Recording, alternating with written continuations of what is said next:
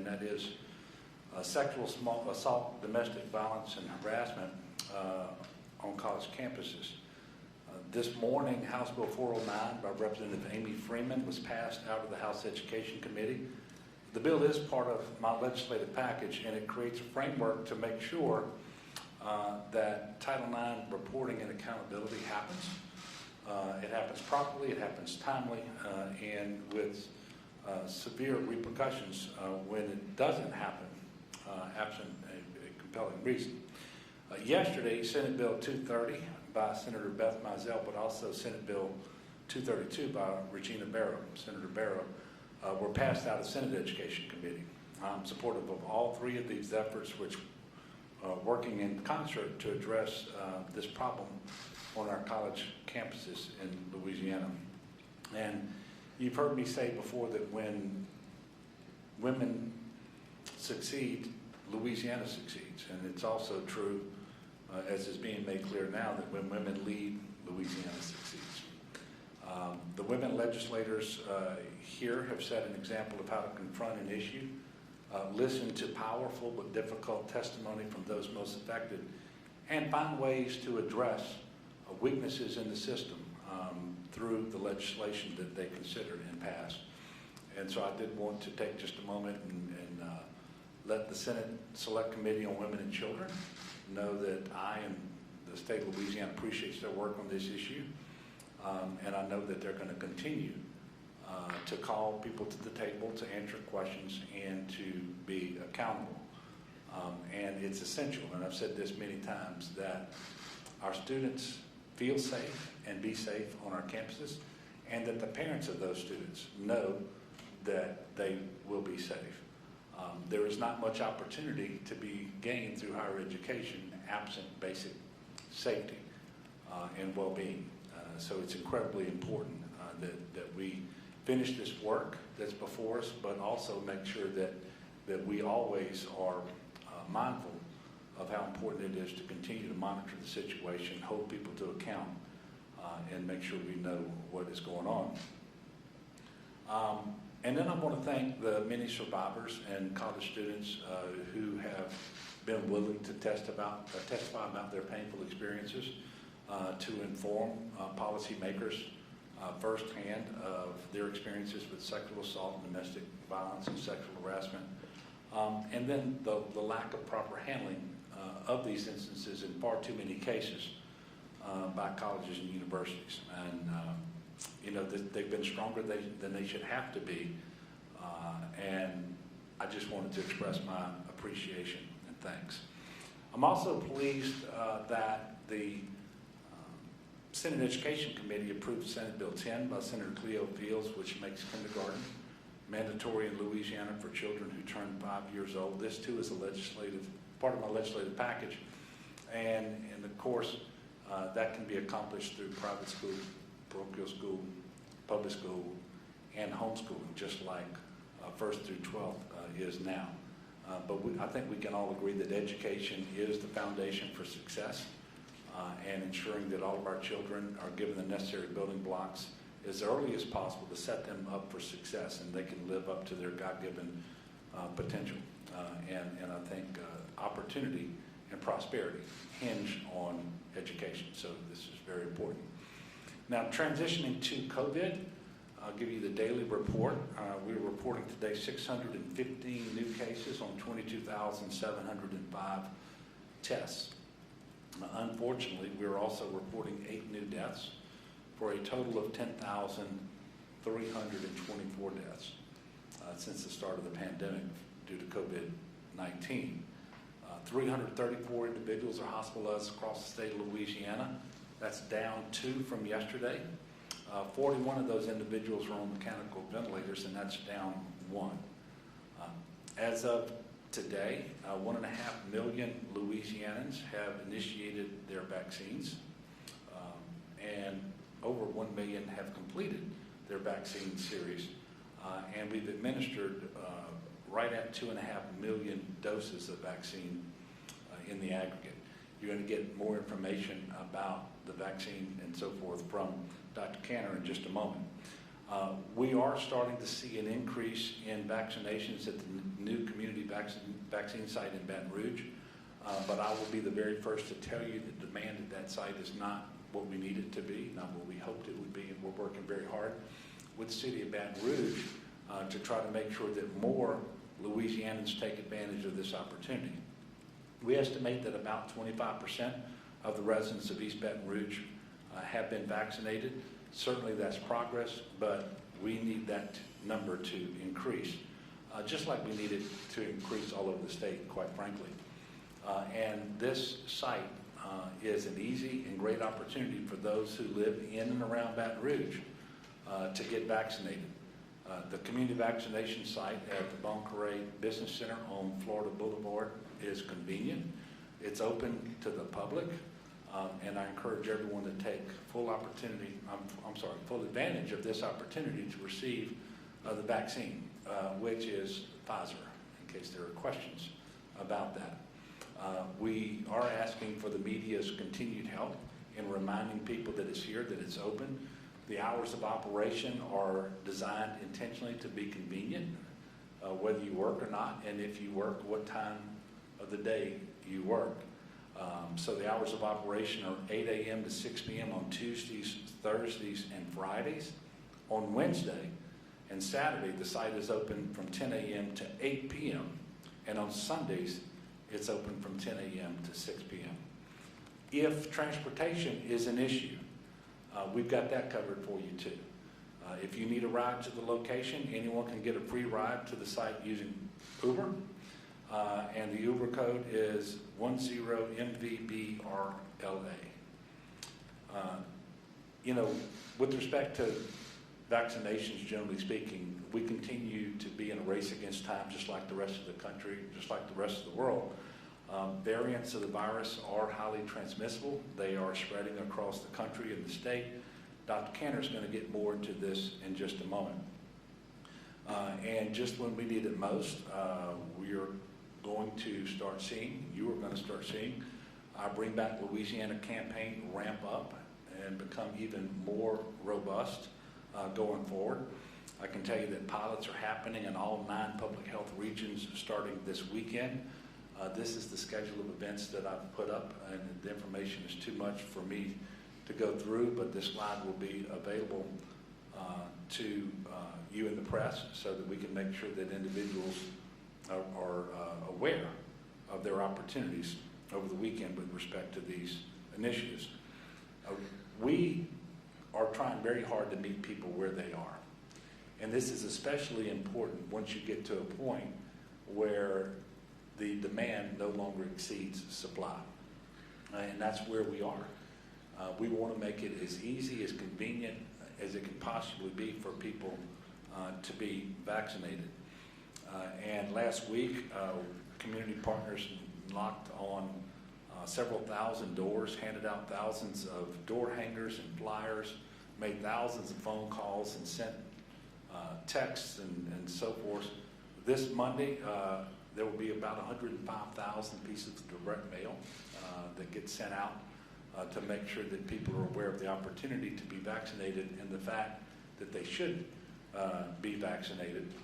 You can follow the campaign on social media. The handle is @SleevesUpLA, @SleevesUpLA.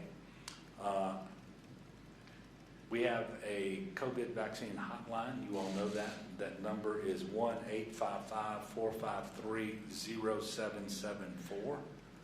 And we'll give you that number again. It's 1-855-453-0774. There have already been close to 2,000 calls to the hotline. More than 600 appointments for vaccines have been scheduled. This line can be used to schedule an appointment, but also to be connected to a medical professional who can answer any questions you might have about the vaccines. And I'm going to encourage people that when you decide to avail yourself of the vaccines and to be vaccinated, to make sure that you are encouraging other members of your family, your community, your neighbors, people you go to church with, work with, whatever, to be vaccinated as well.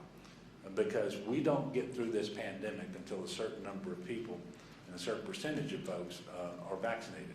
The sooner we get there, the better. And as we transition to that point, there will be a greater and greater return to normalcy, and we will greatly reduce the likelihood of another surge like we had coming out of the Christmas break, as you all can remember, when well over 2,000 people were in our hospital at one time, when we had daily death counts that sometimes exceeded 100. We don't want to go back there, and we want to make sure that we are making progress. So I encourage everyone to be vaccinated.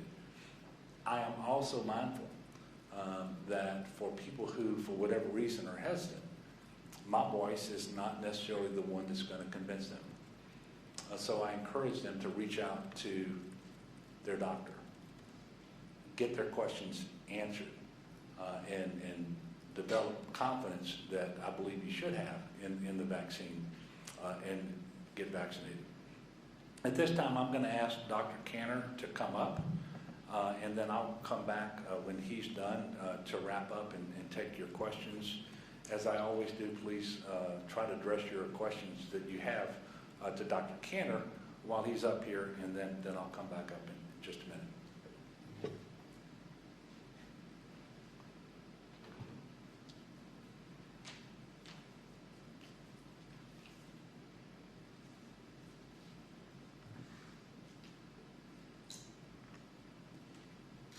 Good afternoon. Thank you, Governor. Thank you for your leadership.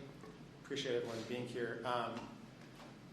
As the Governor alluded to, not just us, but around across the country and across the world, there's a particular urgency with the vaccine efforts right now. With the variants, and you can look across the country, and the Northeast and Michigan, a couple other states are really experiencing that, and we should feel it too. I think we should feel urgency in availing ourselves of the vaccines, particularly because we have decent supply now, and it really is a gift. I'm going to come back to that point in a second after I give a couple updates. The vaccine rollout continues to go well. I can tell you that as of today, we have initiated the vaccine in 31.4% of all Louisianans. It's about 1.45 million people. We've initiated the vaccine in about 41% of people 18 years of age and older, and about 74% of people 65 years of age and older. And we've completed the vaccine series at almost 25%, almost a quarter of the population of Louisiana. Those are really, really encouraging. Those are really encouraging numbers. A lot of hard work went into them, but still we have a long way to go. And we are, it's clear that we're entering another phase of the vaccine rollout, and it's not just Louisiana. Really, most of the country is in this bucket as well, and it's going to be a more challenging phase.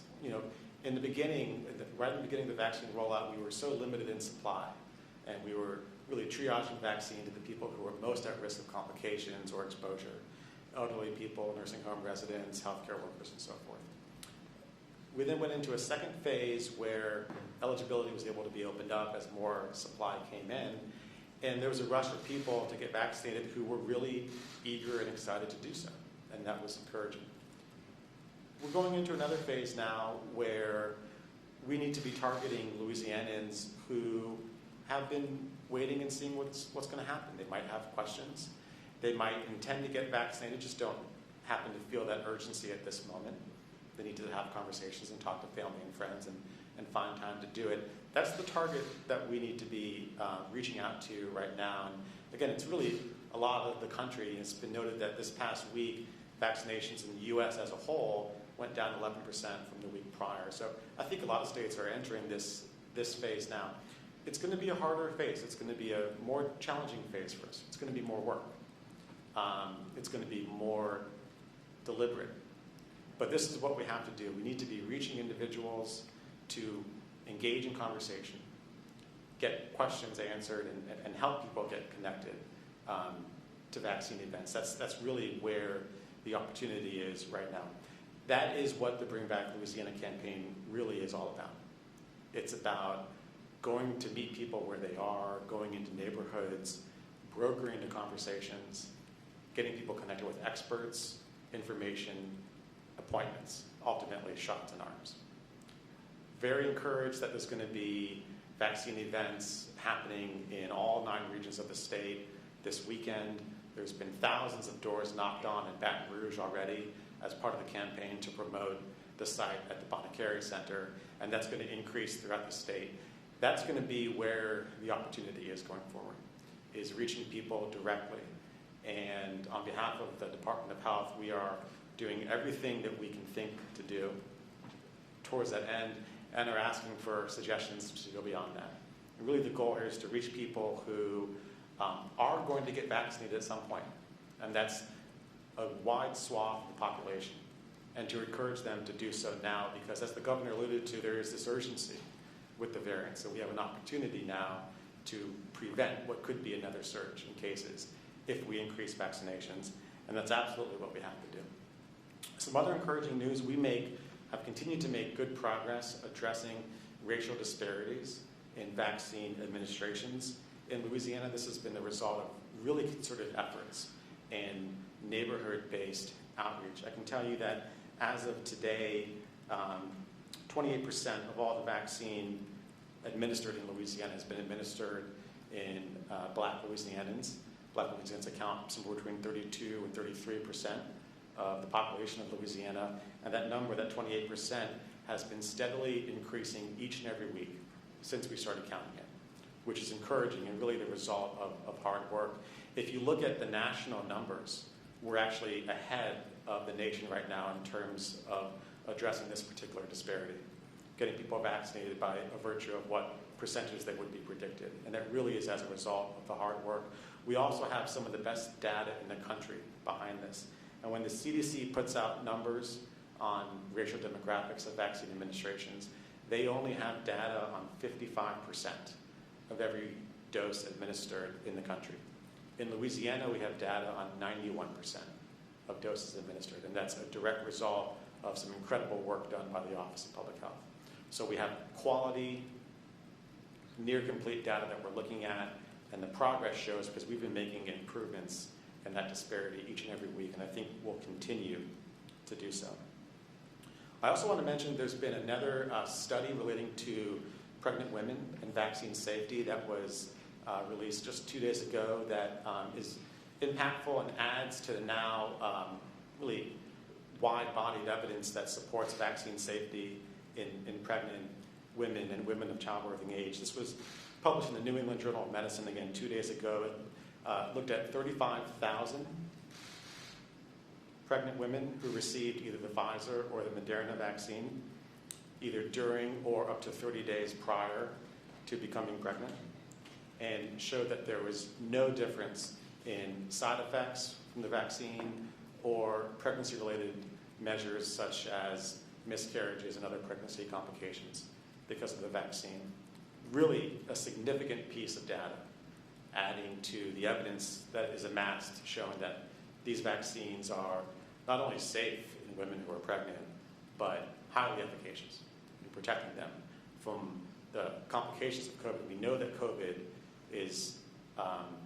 can be detrimental to a pregnancy. It increases maternal mortality and increases the chance of miscarriage and preterm labor. We know that, and now there's even more evidence showing that that the vaccines are safe in this regard. I can tell you, I'm not just saying this. I've shared before with folks that my wife and I are expecting, and my wife is now fully vaccinated. She got vaccinated during the pregnancy, and we're very proud of that. And during the State of the State speech, the governor spoke about a physician and obstetrician by the name of Dr. Jane Martin, who also not only is an expert in maternal fetal medicine, but herself got vaccinated during her own pregnancy. If you talk to obstetricians and maternal fetal specialists, they will tell you that, by and large, getting vaccinated for women of childbearing age or currently pregnant is the advisable thing to do. Protects them, and we now know it also confers protection to the baby, both in utero and via breast milk afterwards. So a lot of protection, and every day now more data showing that it really is a safe and advisable practice. We are seeing some breakthrough cases, and again, these are cases of diagnosed COVID in an individual who's 14 or more days out from completing their vaccine series. Nationwide, there's about 5,800 or so cases. In Louisiana, we've identified 367 cases. And the way to frame this is no vaccine is 100% effective 100% of circumstances. Of course not. And even the Pfizer and the Moderna, which are 94, 95% efficacious, those are incredible numbers, but not 100%. And this is what we see with vaccinations. This is why herd immunity, getting everyone else vaccinated, is so important, because it just reduces the transmission and reduces the risk. Of those 367 cases, 65% in Louisiana are women. 50% are individuals who are symptomatic with COVID, the balance being individuals who were asymptomatic with COVID. And of those 367, which I'll say represent 0.03% of everyone fully vaccinated in Louisiana, of those 367, 21 have been hospitalized, which represents 0.002% of everyone in Louisiana who has been fully vaccinated. So I think those numbers are to be expected, but they are important to track. And again, as the governor has said, getting vaccinated yourself is not enough. We really need you to become an ambassador and get those around you, get those in your life vaccinated as well. And tracking these breakthrough cases, I think, illustrates that. I'm going to talk a little bit about what the virus is doing. And we do have some concerns now, and I'll share some data that reflects the beginnings of potential rebound of cases throughout the state. Percent positivity as of yesterday is now 3.5% in the state. That's up from 2.5 or 2.6%. We now have increases in incidence, which is the number of new cases diagnosed on the state as a whole, and also in 7 of 9 regions. And percent positivity has increased in 8 of 9 regions. We now have exactly half of the parishes in Louisiana are in the top 2 risk categories for community transmission, the highest and the high category. Exactly half the parishes are there, and that's up from the week prior. So this is likely due to the variant. I can tell you right now, of all COVID circulating in Louisiana, 33.3% is the UK or the B117 variant. While that is less than the US average of 44.1%, and also less of some of our larger neighbors. For example, Texas is at 44.7% and Florida is at 54.6%. It still is significant, and it's driving transmission. So people have every reason, number one, to be careful and vigilant, and number two, if they have not done so yet, to get vaccinated. Getting vaccinated is the single best way to protect against this variant and to protect the state against another surge. The single best thing to do is to get vaccinated. We do not yet have any identified cases of the South African or the B1357 variant. In the US, 0.7% of all COVID is attributed to it. All states in our region do have that particular variant except for us in Arkansas. We likewise do not have any identified cases of the P1 or Brazilian variant. In the US, this variant is accounting for 1.5% of all COVID being transmitted, and it also is in every state in our region except for us and Alabama. We track these closely. I will let you know if any of that changes, if we identify those type of variants in Louisiana. Taking a step back, really, it is concerning to see the beginnings of rebound in COVID, but what is reassuring is we have a tool that we did not have the last time we had this conversation, and that is the vaccine. It truly is a gift. We have, thankfully, enough supply for anyone that wants it in Louisiana right now. It's our opportunity and our responsibility to use that. And I'll remind folks that it's not just about protecting yourself, although it certainly does that. And the more that we learn about long-term complications of COVID, long haulers, for example, it's a poorly understood area now, but there's more and more accounts coming of what the long-term effects of COVID can be. And I encourage people to recognize that even if they think they themselves are low risk for serious outcomes of COVID, if they're on the younger side, if they're relatively healthy, they're still at risk for these more indolent long-term symptoms that are being described now. That's one half of it. The other half of it is your family, your friends, and your coworkers. And the best thing that you can do to protect that, to make a safer environment for your family, for your coworkers, for your business, is to encourage everyone around you to get vaccinated. Again, it's our opportunity, and I think it's our responsibility.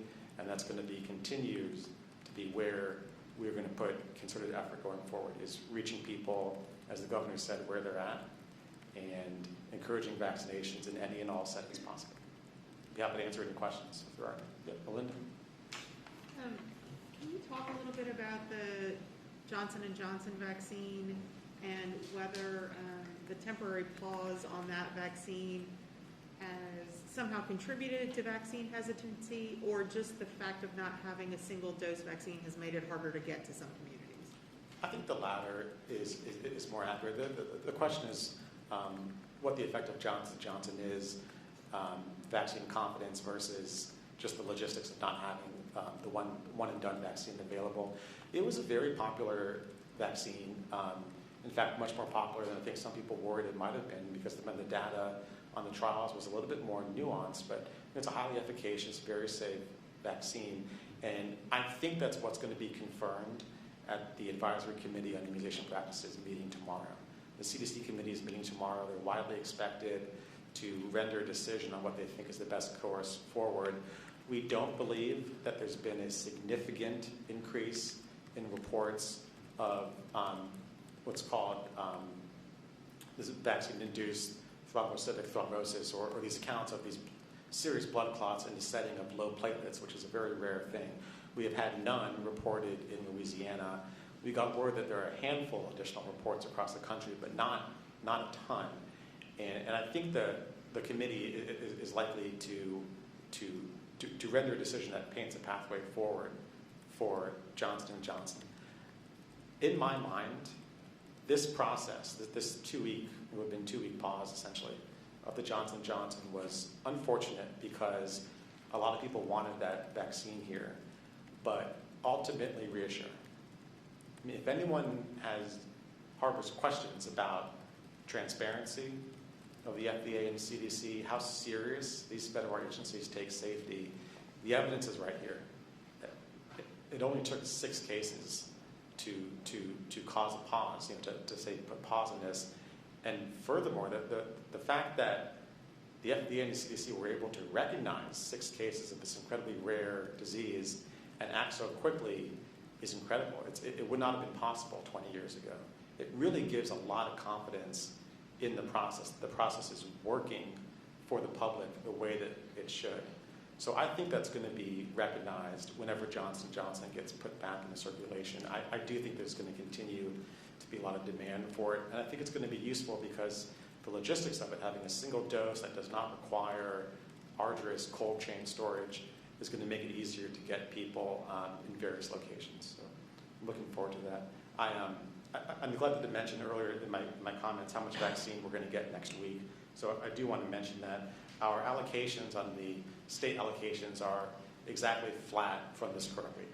So we'll be receiving 69,030 doses of Pfizer, 50,700 doses of Moderna, for a total of 119,730 doses.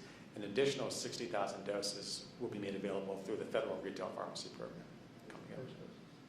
Those are first doses. They're followed by second doses. Those are all first doses. Yes, sir. We're almost a month out from when the last restrictions were loosened. Do you think it's fair to say that those loosening of restrictions didn't have a significant impact on infections, or is it still too early to say? Or what impact do you think that had? I think that's fair to say. I think increases now really are likely attributable to the variant. I think that's fair. Yes, sir. We're seeing now things like shots for shots happening here in Baton Rouge for like to target that younger demographic to get vaccinated. How much of an emphasis is the Department of Health, along with the governor, putting on to get younger folks vaccinated here now? Yeah, that's a great point. A lot of emphasis, and more emphasis going forward. Again, part of this Bring Back Louisiana campaign is doing smaller and smaller events, more targeted, more grassroots. And I think that's where the gains are going to be made a lot. I mean, I think in this new phase where we're really targeting people that have questions or want to get vaccinated, just don't feel that urgency right now. That's exactly where we have an opportunity to do so. The event in New Orleans, I think, was highly successful. I think there'll be more and more creative events. And I'll just put the call out there. Now that we have a lot of supply, anyone in the state that has an idea or wants to do a vaccine event that they think is novel, that they think is going to get interest or be exciting and be able to reach people that haven't been reached, we would love to hear that, and we would love to partner with them. Yeah, Melinda? Is there any concern about, now that we're moving to the point of having a supply of vaccine that we're hanging on to, is there any concern about storing it and having enough capacity to hang on to it for longer periods of time? Well, not particularly. I mean, we keep track on those type of things. Typically, this vaccine, when it remains in cold storage, can last for a decent amount of time. And we're not obligated to draw down vaccine until we think we have a need to do so. So have we gotten to the point where some other states have stopped drawing down supplies of vaccine? Have we gotten to that point? We have. We've the past week, we did not draw down every dose that was immediately available to us.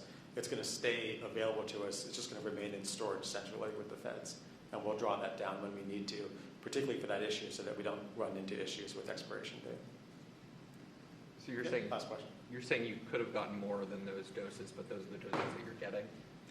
So the doses that I said are at max, and we're drawing down doses as we need. Oh, okay. Okay. Thank you.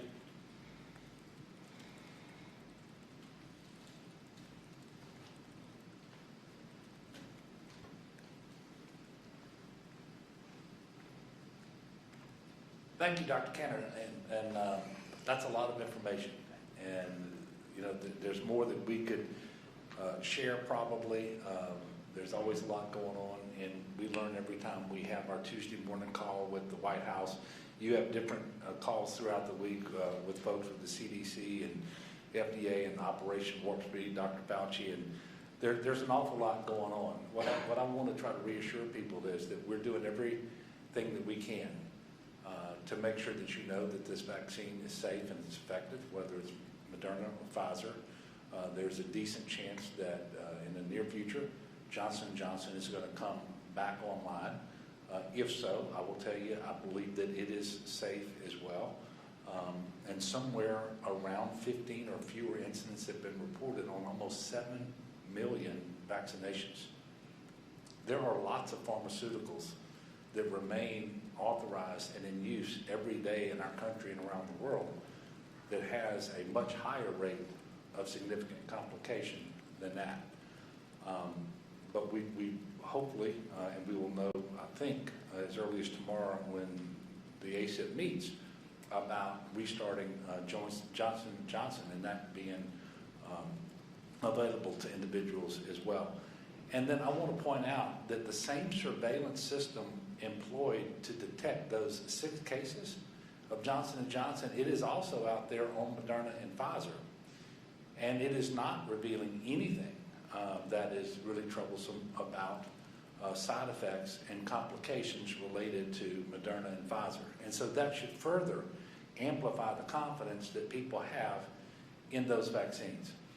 And we haven't talked about this as much lately, but remember there are certain members of society, certain individuals who are more vulnerable to the disease than others by virtue of their age or their health condition, whether it's heart disease, kidney disease, obesity, hypertension, whatever, diabetes. And it's really important that everybody get vaccinated. It is especially important that those individuals be vaccinated. And if you live with those individuals or you're coming in close contact with them, and I guess what I'm saying is, because if you do the numbers, that's all of us. It is really important that we do this, not just for ourselves, but for our neighbors as well. Before I take questions, I want to give a short weather update. I had a unified command group meeting this morning, and unfortunately, there is another threat for severe weather going into the weekend. At least a minimal threat for each region of the state starting Friday and extending into and through Saturday. The issues are similar to recent weather events with a chance of flooding, severe thunderstorms, hail, and wind damage.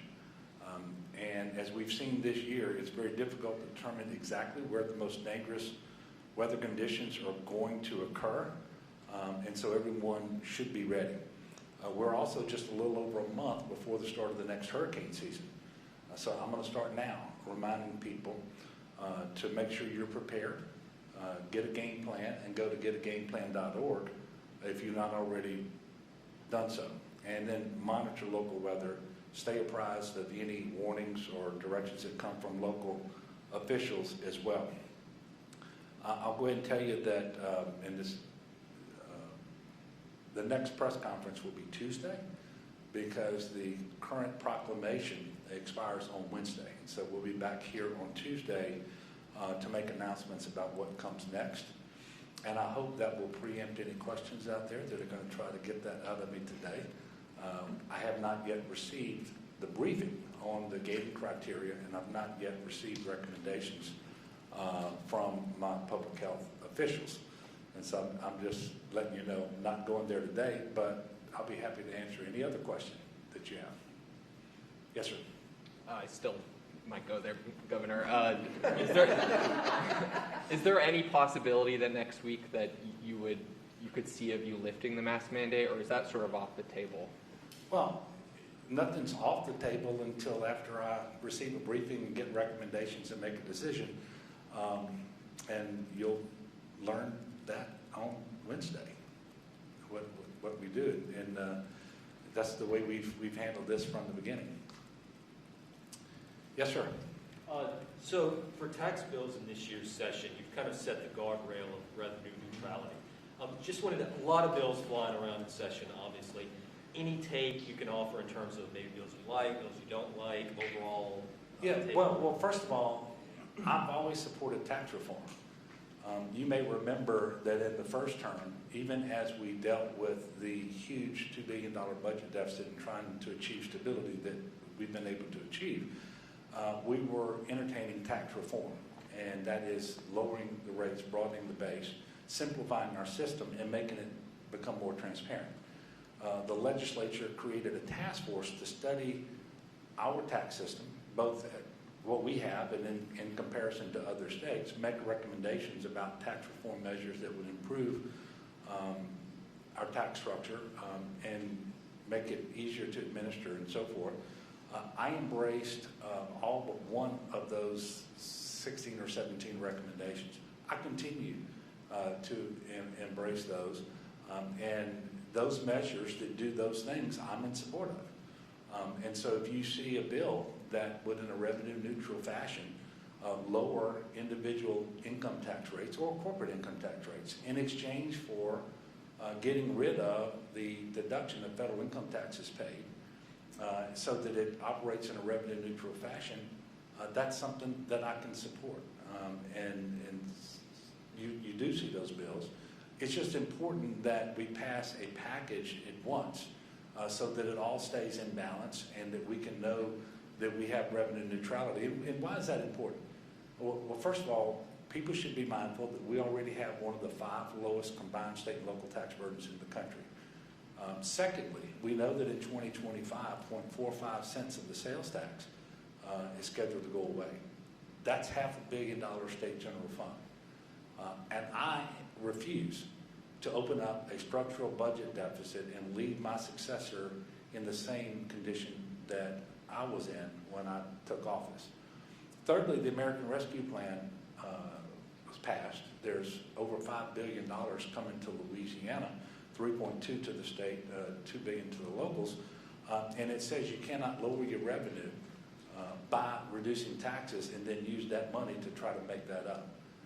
So for all of those reasons, tax neutrality, I should say revenue neutrality, is incredibly important. And that's the main guardrail that I have.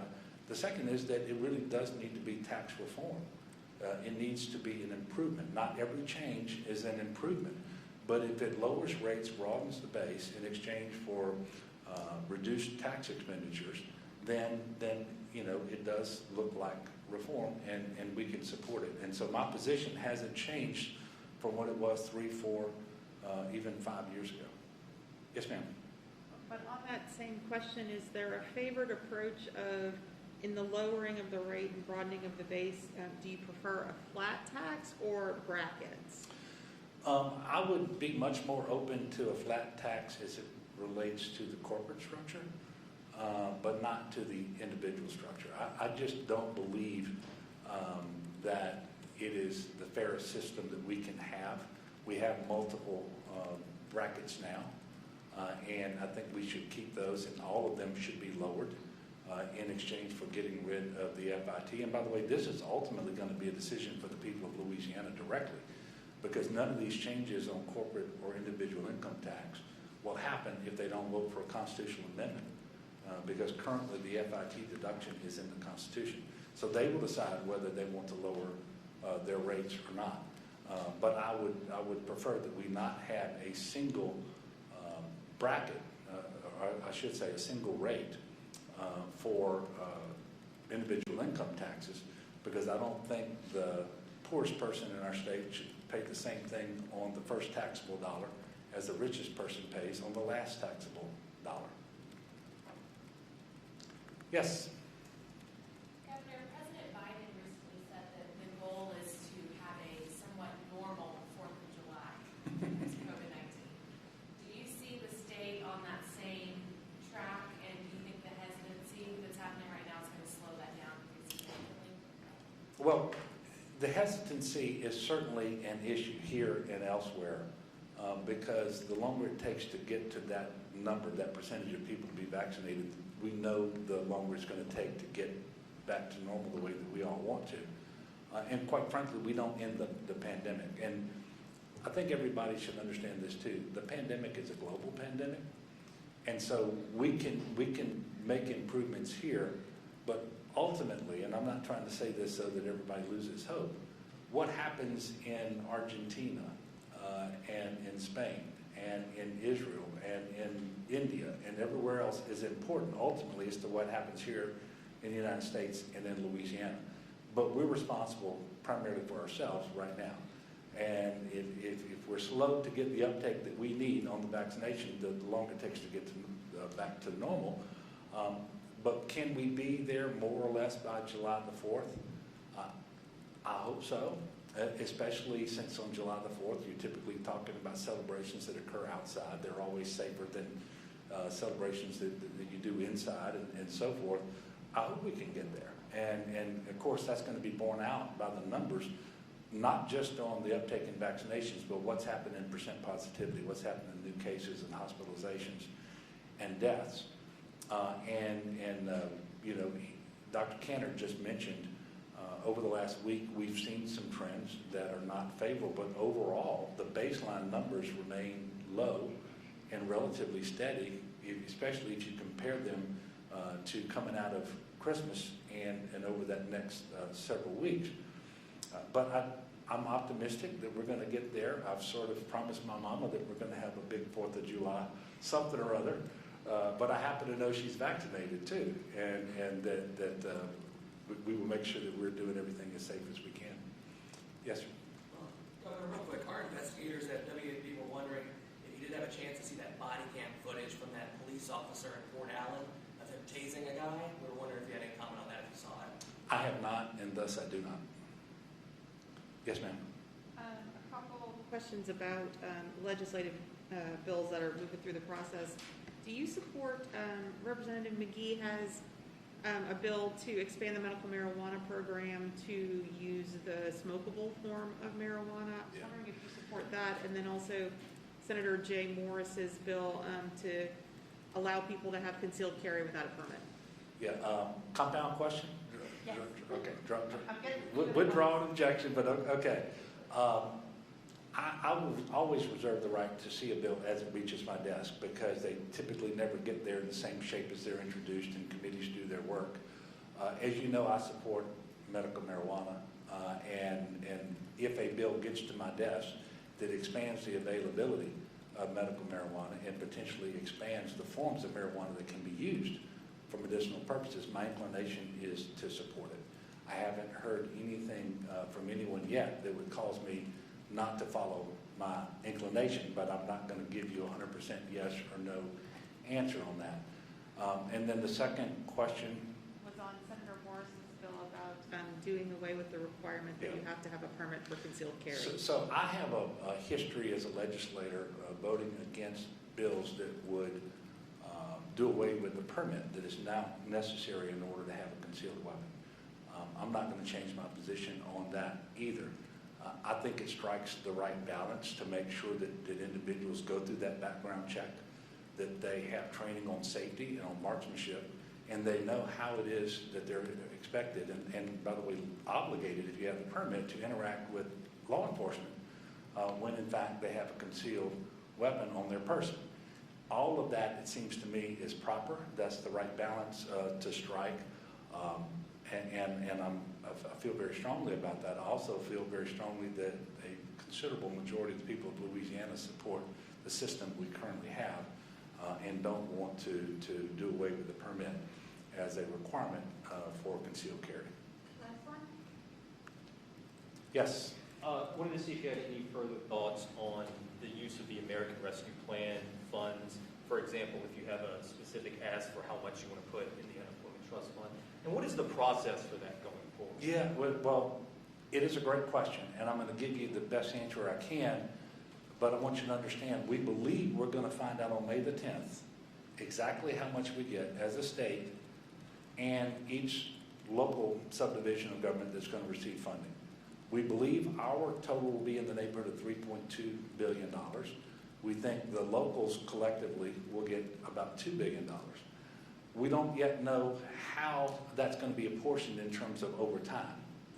Are we limited to half of that in the first year, for example? How much in year 2 or year 3? We got to make sure we know by when the money has to be spent. We don't know that for sure yet. And then the purposes for which it can be spent. We know the legislation says COVID-related expenditures, you can use it to make up for revenue that you've lost. You can spend it on broadband, water, and sewer projects. So there are 5 enumerated things. But how do you compute your lost revenue? And in the first year of receiving the money, are you limited to only the revenue you lost between 19 and 20? And do you have to use actuals, or can you use projections? And when can you use the revenue losses that you have in 21? We don't know the answer to those questions yet. What I can tell you is I favor using the first draw on the funds, and whether we do it in 1 or 2 years, I'm open, because it depends on how much we get in the first instance, the first allocation, is to replenish the UI trust fund and to make it solvent. We have a solvency threshold that's at $750 million. And if RAC recognizes a fund balance in the UI trust fund that is less than $750 million at a September meeting, a tax increase happens by operation of law. I want to avoid that tax increase. I want to get at least to 750. Don't necessarily have to do all of that this year. We can do, so I would, my initial thought is to do $400 million this year into the trust fund, but also pay off the loan that we've taken in order to currently pay benefits, because you remember the current UI trust fund balance is zero. It was $1.1 billion at the start of the pandemic. It's zero today, and we've had to borrow interest-free in order to pay benefits. We need to pay that loan back. That's going to be about $200 million more. So for me, the right number is somewhere around $600 million for the unemployment insurance trust fund and paying the loan back in year 1, but making sure we have a fund balance of at least $750 million after year 2. And then you get into a lot of other things that I think are really important, and I think there's going to be agreement. We've got to restart tourism in Louisiana, and we have convention and visitor bureaus around the state that have lost revenue, and they don't have the ability to do the advertising and the outreach that they need to get our numbers back up. We have tourism-related venues with similar issues. Cultural, recreation, and tourism needs some funding to advertise for Louisiana. There is the first installment on the hurricane risk reduction system. The non-federal match is due in September. That's $400 million. We could use, potentially, depending on the rules, we could use this money to pay that first installment and make sure that that's a debt we don't have to bond out. or we could choose to put more money towards traditional infrastructure projects. So there's some decisions that have to be made. I want you to know that I have been in discussions for weeks now with the with the Speaker of the House and the President of the Senate, so that we can start to look at all these things, because ultimately we won't know until May the 10th what we can do, and we believe it's May the 10th, but that doesn't give us a lot of time to get it done. And so we're going to start working on a plan now, and I've just sort of laid out what my priorities are. Hopefully the legislature's priorities are very similar, but what I can tell you is we know that this funding is one-time money. So we can't use it to create programs that require ongoing expenditures over a period of time. So water, sewer, broadband, all one-time expenditures. Paying down debt is one-time expenditures, and other infrastructure projects, and the UI trust fund, all one-time. And I think that's the right thing to do, and that's the best thing we can do for our state. I will tell you that the emphasis that Congress and the President put on water and sewer projects is very valid, especially here in Louisiana. And so we know we have hundreds of millions of dollars worth of needs out there in communities large and small. And through a combination of our traditional capital outlay program and dollars that are made available through the American Rescue Plan, we need to take advantage of this once-in-a-lifetime opportunity to really make gains on having better water systems and sewer systems, which are incredibly important and extremely expensive to repair and to modernize. And so we need to take advantage of that opportunity. Thank you all for continuing to cover the pandemic and all the news related to our state. A reminder, we will have our next press conference on Tuesday, and we anticipate that we will be announcing the decisions we made with respect to the proclamation that ends on Wednesday, and the new one that we'll have going forward. So thank you all. I continue to appreciate the people of Louisiana, and I want to finish the press conference by once again appealing to everyone to make sure that you're vaccinated as soon as possible, that you encourage other people to be vaccinated as soon as possible, and that we are careful in the meantime to abide by all the mitigation measures in place so that we're not spreading the virus unnecessarily as we ramp up the number of people who are vaccinated. And you know, as always, I want to ask the people of Louisiana to pray for our state, pray for leaders, pray for our people, and then let's lift up in prayers the victims and the families of the Seacorps vessel that was overturned last week, and that has also been just a terribly traumatic and tragic incident for all of those individuals and their families. Thank you all, and God bless.